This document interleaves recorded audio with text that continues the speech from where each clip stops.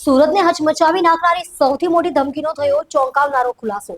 માત્ર 6 શબ્દોના એક ઈમેલે આખા શહેરમાં દહેશત ફેલાવી દીધી હતી। કોર્ટમાં 5000 કિલો આરડીએક્સ બોમ્બ હોવાનો દાવાથી પોલીસ દોડતી થઈ ગઈ હતી, પરંતુ જ્યારે સત્ય સામે આવ્યું ત્યારે દરેક વ્યક્તિ ચોંકી ઉઠી। સાયબર ક્રાઇમે જ્યારે આ સમગ્ર કાવતરાનો મુખ્ય આરોપીને ઝડપી લીધો છે। આરોપી કોઈ આતંકી સંગઠનનો સભ્ય નહીં, પરંતુ સુરતમાં રહેતો એક બેરોજગાર રત્ન કલાકાર નીકળ્યો। તપાસમાં સામે આવ્યું કે બિહારનો રહેવાસી અને સુરતમાં રહેતો બેરોજગાર રત્ન કલાકાર રમણ મિશ્રા યુટ્યુબ પર ઈમેલ અને એઆઈનો ઉપયોગ શીખ્યો હતો। પોતાની ઓળખ છુપાવવા માટે તેણે ઓળખીતાના મોબાઈલના હોટસ્પોટનો ઉપયોગ કરી માત્ર થોડા જ મિનિટમાં ધમકીભર્યો મેલ કરી દીધો હતો। સાયબર ક્રાઇમે ટેકનિકલ તપાસના આધારે આરોપીને શોધી કાઢ્યો। પૂછપરછમાં ખુલ્યું કે સોશિયલ મીડિયા પર બોમ્બ થ્રેટના સમાચાર જોઈ તેણે પણ લોકોમાં ભય ફેલાવવાના ઈરાદે આ કૃત્ય કર્યું હતું। હાલ પોલીસે આરોપીની ધરપકડ કરી કડક કાયદેસરની કાર્યવાહી શરૂ કરી છે। સુરત શહેર સાયબર ક્રાઇમ બ્રાન્ચને ખૂબ મોટી સફળતા મળી છે।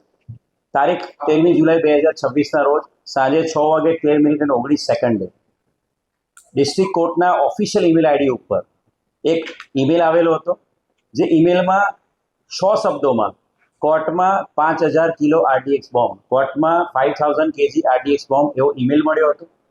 બનાવની ગંભીરતાને ધ્યાને રાખીને તાત્કાલિક બીડીડીએસની ટીમ, ક્રાઇમ બ્રાન્ચની ટીમ, એસઓજીની ટીમ અને લોકલ પોલીસ સ્ટેશન સહિત ઉચ્ચ અધિકારીઓ ડિસ્ટ્રિક્ટ કોર્ટ પહોંચી ગયા હતા અને પ્રોપર બીડીડીએસના માધ્યમથી આખું બિલ્ડિંગ થરલી સર્ચ કરવામાં આવ્યું હતું। સાથે સાથે સાયબર ક્રાઇમના ડીસીપી એમની ચુનિંદા અધિકારીની ટીમ પણ ત્યાં પહોંચી હતી અને ઈમેલ બાબતે તમામ ડિટેલ્સ જે ડિસ્ટ્રિક્ટ કોર્ટના જે ઈમેલ આઈડી પર જે ઈમેલ આવ્યો હતો એની તમામ ડિટેલ્સ મેળવવામાં આવી હતી।